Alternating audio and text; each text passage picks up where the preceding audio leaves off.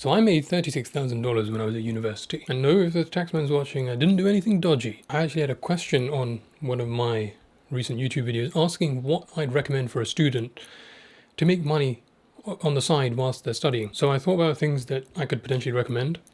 Maybe you start selling things online, tutoring A-level students, starting a small business, e-commerce, something of that nature. But then I realized I hadn't actually done any of those things. I actually made the most money I could in a different way, and I thought I'd make a video to tell you how I did it and some important tips and tricks that I used. Hey everyone, my name is Junaid and I'm a graduate analyst working for a financial services firm in central London. So I was a finance and actuarial science undergraduate student, and I started looking for part-time work early. What I realized is that most people start looking for part-time work in second or third year, but I started in first year. Now, was it glamorous? No. Was I making crazy money? Also no, but it started to stack up over time. So I started to look for part-time jobs during the summer after I finished my A-levels.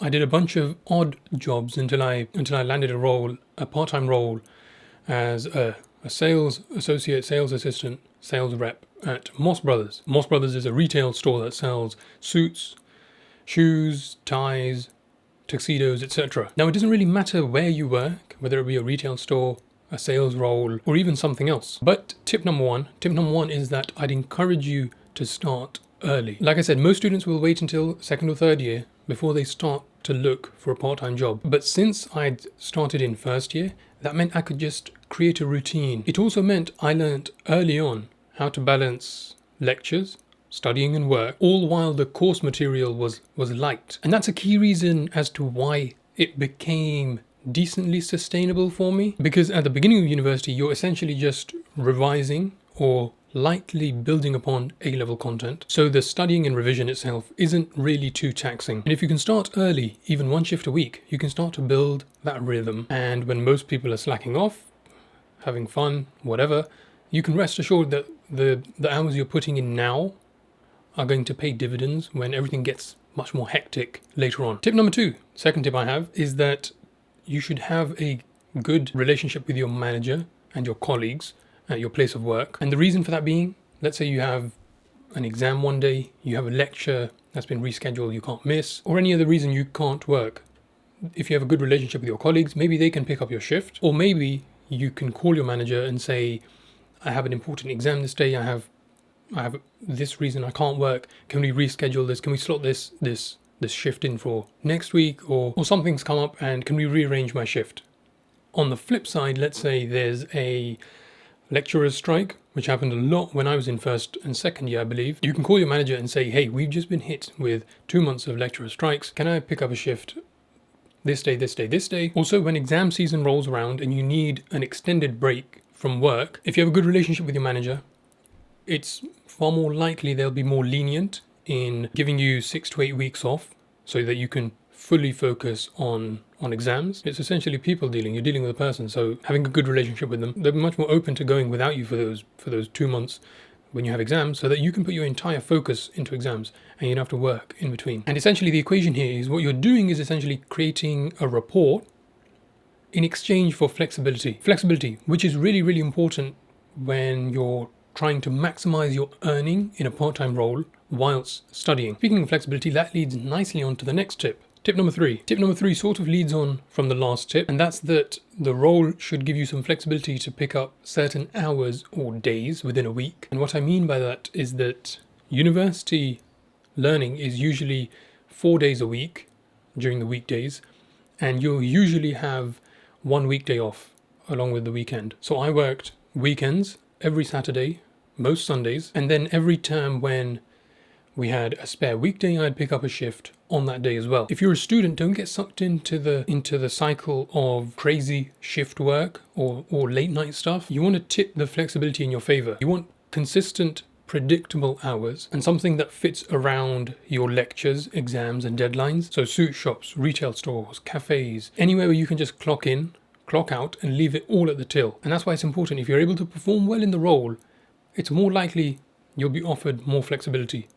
Because if, for example, I'm working at Moss Brothers like I did, and I'm selling 10 suits a day as compared to my colleagues who are selling 4 or 5, then I get more leverage when I'm negotiating my hours and flexibility because I'm the standout salesman or the standout employee. But definitely try and stay away from any night shift, nighttime work. That'll mess up your entire circadian rhythm. Tip number four. Tip number four is to be consistent. And this is so important if you want to be able to maintain the workload over the 3 years or 5 years if you're doing medicine and dentistry. I wasn't working 40 hours a week, 30 hours a week, or pulling crazy overtime every other day and then completely not working the following week. I just did my best to work consistently for 3+ years, 10 to 20 hours during the week, with the bulk of it being done during the holidays, which I'll break down more later on. The equation starts to lean in your favor when it's not about working more, it's about showing up enough for long enough for the money to start to really stack. My peers and students who only worked during the summertime, they missed out on, I don't want to say compound effect, because it's not a compound effect, the linear effect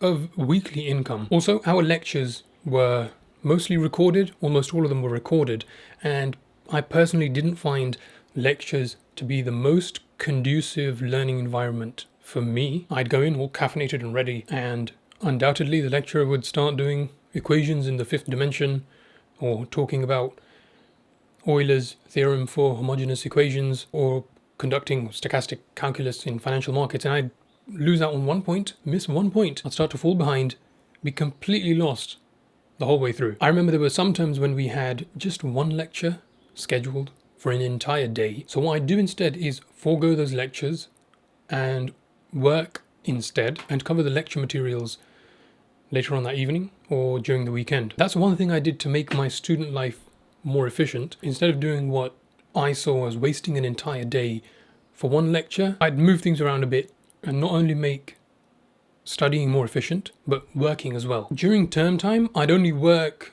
once, maybe twice during a week. The bulk of the work I did was during the holidays and the third semester. Now, a lot of students think before they get to university, they think that university is jam-packed full of scheduled learning. You have lectures throughout the year, you have tutorials throughout the year, you have practical aspects throughout the year. But the reality is, the third semester is mainly for assignments, revision, exams, and generally it doesn't have any scheduled learning or teaching in place. Lecturers may still have their office hours open where you can go and ask them a question or work through a problem, but in large part there's no scheduled learning. So I take the extra days during the third semester to work as well. And then there's the holiday period, the Christmas period.